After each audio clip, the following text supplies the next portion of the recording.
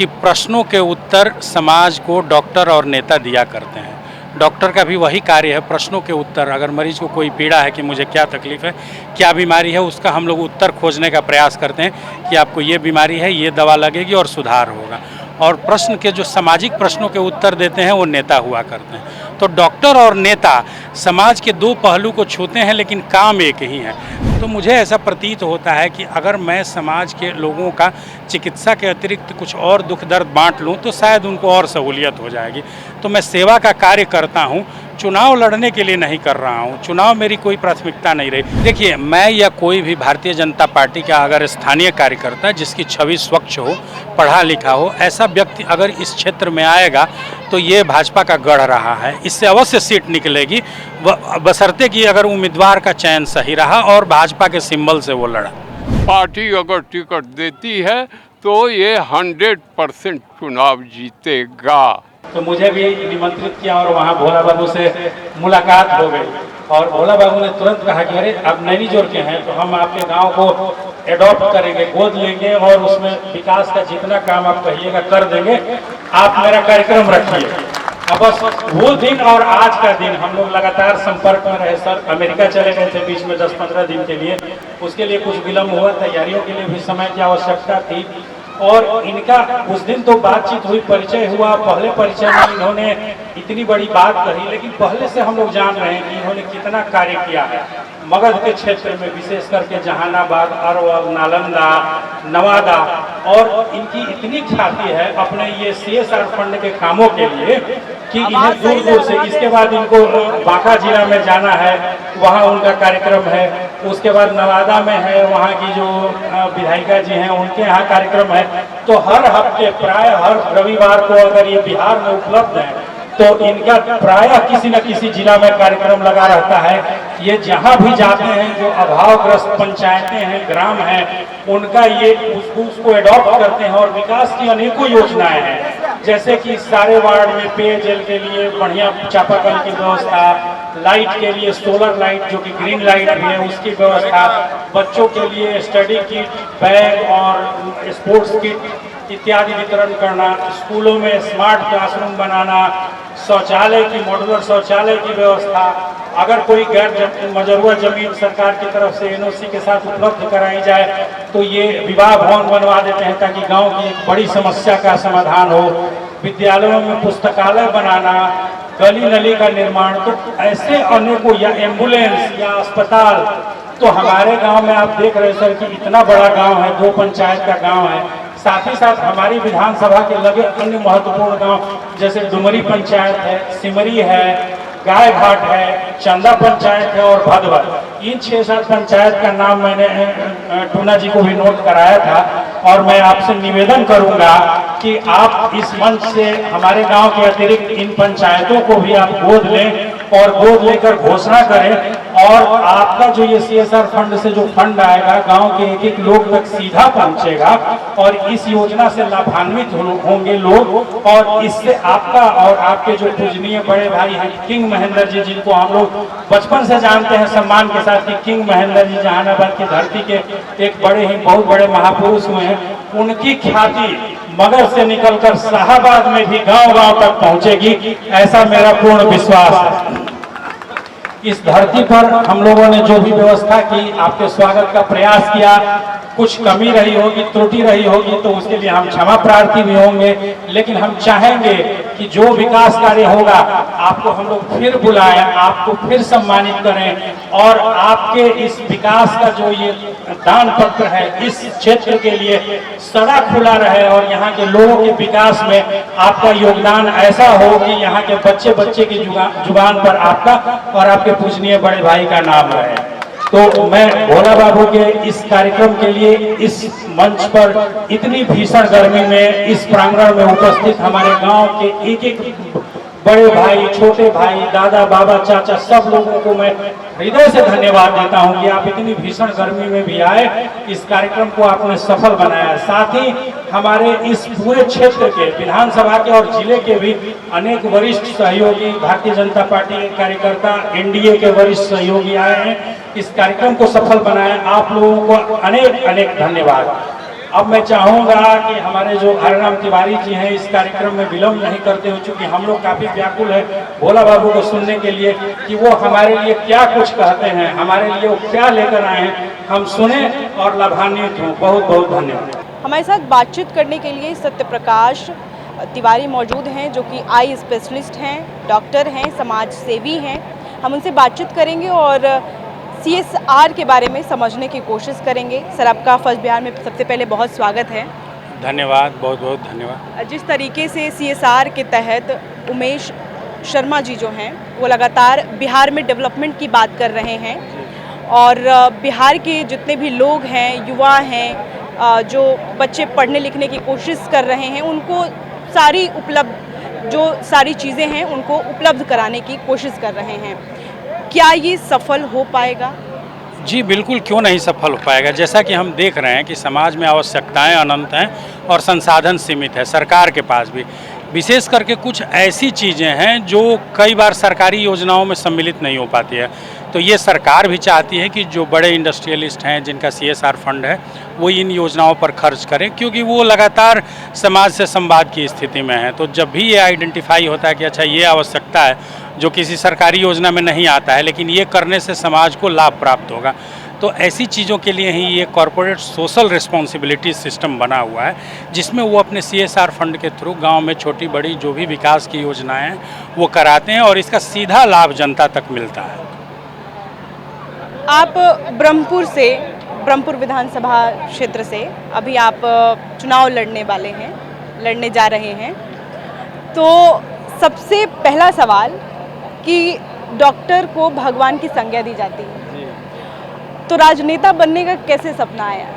कैसे आपने सोचा कि हाँ अब डॉक्टर से सीधे जो है राजनेता की ओर रुख किया जाए? देखिए, मैंने बचपन में दिनकर जी को बहुत पढ़ा और दिनकर जी की किसी किताब में एक लाइन मुझे ध्यान में आ रही है कि प्रश्नों के उत्तर समाज को डॉक्टर और नेता दिया करते हैं। डॉक्टर का भी वही कार्य है, प्रश्नों के उत्तर। अगर मरीज को कोई पीड़ा है कि मुझे क्या तकलीफ़ है, क्या बीमारी है, उसका हम लोग उत्तर खोजने का प्रयास करते हैं कि आपको ये बीमारी है, ये दवा लगेगी और सुधार होगा। और प्रश्न के जो सामाजिक प्रश्नों के उत्तर देते हैं वो नेता हुआ करते हैं। तो डॉक्टर और नेता समाज के दो पहलू को छूते हैं, लेकिन काम एक ही है। जहाँ तक आपने चुनाव लड़ने की बात की, ऐसा मैंने कभी नहीं कहा और ना ही मैं लड़ने वाला हूँ। मैं ज़रूर है कि एक इस विज़न से जो हमारी भारतीय जनता पार्टी का जो काम करने का तरीका है या जो हमारा संघ है, उससे मैं पिछले 35 वर्षों से जुड़ा हूँ, बचपन से ही। और जब MBBS की पढ़ाई करता रहा तो ये जो सामाजिक कार्य और राजनीतिक कार्य थोड़े पीछे छूटे, और जब मैं सेवा में आया और जब मैं प्रैक्टिस करने लगा और जब मैं कार्य कर रहा हूँ, लोगों की सेवा करते करते समाज की समस्याओं से रूबरू होता हूँ, तो मुझे ऐसा प्रतीत होता है कि अगर मैं समाज के लोगों का चिकित्सा के अतिरिक्त कुछ और दुख दर्द बांट लूँ तो शायद उनको और सहूलियत हो जाएगी।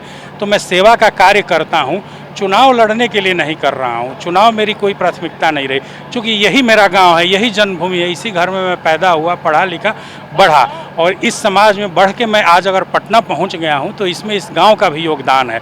तो उस गांव ने जो मुझे इतना आगे बढ़ाया, उसको कुछ मैं वापस दे सकूँ, इस योजना के साथ और इस प्रयास के साथ मैं यहाँ आ जाया हूँ और आदरणीय भोला बाबू आए हुए हैं और गाँव को हम देंगे। चुनाव एक सेकेंडरी बाई प्रोडक्ट हो सकता है, चुनाव मेरा लक्ष्य नहीं है। लगातार हम देख रहे हैं कि आप मंच से कहते हुए नज़र आ रहे हैं कि इस गांव को हम सभी चीज़ें जो मुहैया कराएंगे जो यहाँ पर अनुपलब्ध है, जो यहाँ पर उपलब्ध नहीं है। आप सामान्य सीट से लड़ेंगे, क्या संभावना बन रही है कि आप जीत जाएंगे?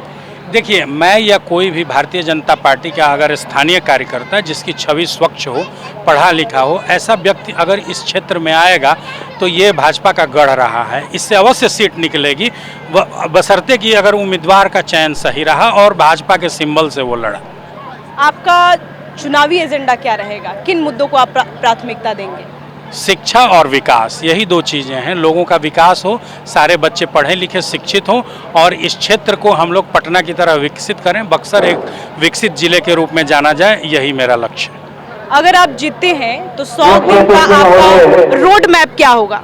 रोड मैप देखिए हमारा यही है कि हम यहाँ काम करेंगे, जनता की जो छोटी बड़ी समस्याएं हैं, सड़क की, बिजली की, पानी की, वो करेंगे। यहाँ जितने भी विद्यालय हैं उनको उन्नत और परिष्कृत किया जाएगा। चिकित्सा सुविधाओं का जो भी अभाव है, चाहे सरकारी या प्राइवेट सेक्टर में, उसको हम एड्रेस करेंगे। जो जर्जर भवन है, अस्पताल हैं, उनका पुनर्निर्माण होगा। और मैं अपना भी एक प्राइवेट अस्पताल इसी क्षेत्र में बना रहा हूँ, 100 बेड का आँख का बड़ा अस्पताल, जिसमें चैरिटेबल ट्रस्ट के थ्रू निःशुल्क आँख की नेत्र चिकित्सा सेवा उपलब्ध कराई जाएगी। तो यही मेरा रोड मैप है, शिक्षा और चिकित्सा। बहुत बहुत शुक्रिया सर हमसे बातचीत करने के लिए। तो अभी हमारी बातचीत हो रही थी सत्य प्रकाश तिवारी जी से, जो कि लगातार इस क्षेत्र को आगे बढ़ाने की ओर अग्रसर हैं और वो तमाम कोशिशें कर रहे हैं जिनसे यहाँ के लोगों को फ़ायदा हो सके। उमेश शर्मा और सत्य प्रकाश का जो ये काम इन्होंने अग्रसर किया है, इस पूरे क्षेत्र को ठीक बनाने के लिए, बढ़िया बनाने के लिए, जितने सारे युवा हैं उनको रोजगार देने के लिए, क्या लग रहा है आपको, संभावना बनेगी? हाँ, ये हर चीज पॉसिबल है, संभव है। कदम चूम लेती है खुदया के मंजिल, मुसाफिर अगर तुमने हिम्मत न हारी। ये केवल अच्छे लोगों को अगर कलेक्ट कर लिए, ओम प्रकाश शर्मा जी, भोला जी और डॉक्टर सत्य प्रकाश, अगर उन्होंने बढ़िया ब्रेन को चूज कर लिया तो ये संभव हो सकता है। इसीलिए मैंने कहा कि सिट टुगेदर, एक साथ बैठने की प्रवृत्ति युवकों में पैदा की जाए। सिट टुगेदर होगा, थिंक टुगेदर आएगा। बार बार लगातार जिस तरीके से मंच से सत्य प्रकाश कह रहे थे कि हम आरएसएस के लोग हैं, समाज सेवी हैं, बीजेपी के जितने भी तमाम लोग यहाँ पर मौजूद थे, इन सभी बातों को कहते हुए जब उनसे मैंने सवाल किया तो उनका कहना है कि हमारा चुनाव लड़ने का मकसद नहीं है। इस पर क्या कहेंगे? चुनाव एक साधन है, साध्य नहीं है। उसके लिए भी आवश्यकता है, साधन की आवश्यकता है ना। आप इतने पर्यटक इकट्ठा करके तब भी मीडिया में दिया जा रहे हैं। ये अगर एक भी अगर खराब हो गया तो आपका फंक्शन खत्म हो जाएगा ना। इस वजह से विधायक, एमपी बनना, सरकार बनाना, सरकार में बनना, सरकार चलाना, ये साधन है। तो हम भी ये मान लें कि आज का पूरा जो ये कार्यक्रम है वो सत्य प्रकाश के चुनाव लड़ने का साधन है? हो सकता है, क्योंकि ये तो तय पार्लियामेंट्री बोर्ड करेगा। लेकिन वो पार्लियामेंट्री बोर्ड भी तय करेगा, जो कुछ बुनियाद देख के करेगा तब ना। मैं यहाँ का विधायक रह चुका हूँ, तो मुझको टिकट क्यों पार्टी दिया? जब मैंने यहाँ कुछ काम किया, लोगों में जागरूकता लाया, उनको एक साथ बैठाया, एक साथ सोचवाया, एक साथ करवाया। तो अगर सत्य प्रकाश जी चुनाव लड़ने के लिए ही भीतर की इच्छा है, जो ये हर व्यक्ति का फंडामेंटल राइट है, तो ठीक ही कर रहे हैं। क्या लगता है सर, अगर सत्य प्रकाश जी यहाँ से लड़ते हैं चुनाव तो जीतने की संभावना दिख रही है आपको? बिल्कुल बिल्कुल। ये क्षेत्र गंगा का कटाव, गंगा का बाढ़, संघर्षमय क्षेत्र रहा है। अब तो मैंने बताया भी इनके परदादा कैसे संघर्ष करके डुमराम महाराज से नैनीजोर के जमीन को सुरक्षित किए। ये नैनीजोर के लोगों पर कर्जा है। मैंने कहा कि कर्जा को उतारो। अगर ये नौजवान अगर चुनाव में आने की इच्छा करता है, पार्टी अगर टिकट देती है, तो ये 100% चुनाव जीतेगा। पनोरमा ग्रुप, जो सोचता है वो करता है। आपके अपने सपनों का आशियाना। ये लो, मुंह मीठा करो। आज मैंने अपना जॉब छोड़ दिया, अब हम पूर्णिया वापस जाएंगे। जॉब छोड़ दिया है? मतलब ये घर कैसे चलेगा? हम करेंगे क्या? और माँ बाबूजी क्या बोलेंगे? इसलिए मैं एक और मिठाई का डब्बा लाया। अपने बिजनेस के लिए लोन अप्रूव हो गया।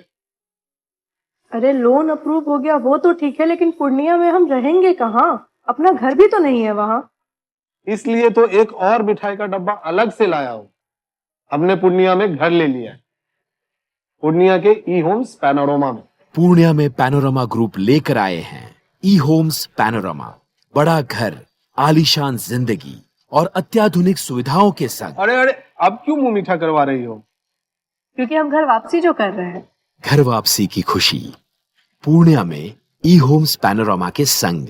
ई homes panorama, luxurious lifestyle redefined.